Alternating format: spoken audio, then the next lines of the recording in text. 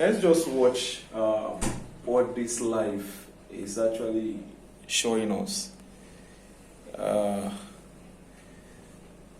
life of BODMAS, I come to understand that life actually starts from conception. And conception of this life, I know that in a graphical way we can say that one started life from 0.0, and considering 0.0, of course, when you begin to look at this definition, this acronym we'll see here, we'll talk about brackets of division, multiplication, addition, and subtraction. And considering this bracket, the conception of a man's life starts from the bracket. Of course, you look at a woman who has been able to reproduce, you say the conception of that family is actually in a neighborhood of beginning a life from fresh. So graphically, we can say that that life is beginning from 0. Now, from that moment, you have a consideration to life in the sense that you begin to consider what would come out of this life. Like Jesus Christ, people were asking what will come out of him, and life went on and on and on and on.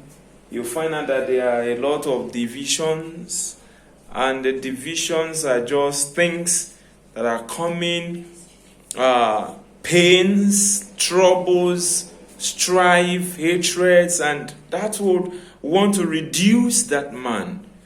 And God himself is talking about multiplication.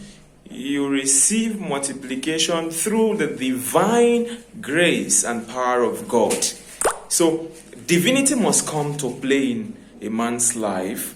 Then after the multiplication, you will see the addition. Now look at it. We talk about this junction. You move off. The division will want to reduce you. Then you move multiplication, double of what you must have gotten. You have an addition. You move forward. But always have in mind that, of course, Mr. Niger D, death brings the end of every journey of man. So in it all, we wrap it all with a scripture. He says in the book of Colossians, chapter 3, he said, if ye then be risen with Christ, Colossians chapter 3, he said, seek those things which are above, where Christ seated on the right hand of God. Set your affection, in verse 2, set your affection on things above, not on things on the earth. For ye are dead, and your life is hid with Christ in God. Beginning with God, beginning with Christ, in every chapter and in every junction, you must mortify your body. And that is why in the book of 1 Timothy chapter 6 verse 6, let's see the scripture. 1 Timothy chapter 6, where it said, but godliness with contentment is a great gain. In all we do, godliness attached. When you look at life, godliness, contentment is a great gain, because one thing I bear in mind, Christ in me, the hope of glory. When we live this life, we get beyond. We get beyond, and beyond is eternal. So getting beyond is eternal. So it means, he said that in verse 7, for we brought nothing into this world, and it is certain we can carry nothing out. That is the zero life, the subtraction. When you get to this point in life, you subtract, meaning affections, loved ones, cares of this world, everything will be subtracted. It doesn't go with you to the grave. So all is out. Subtraction. All will be subtracted from you.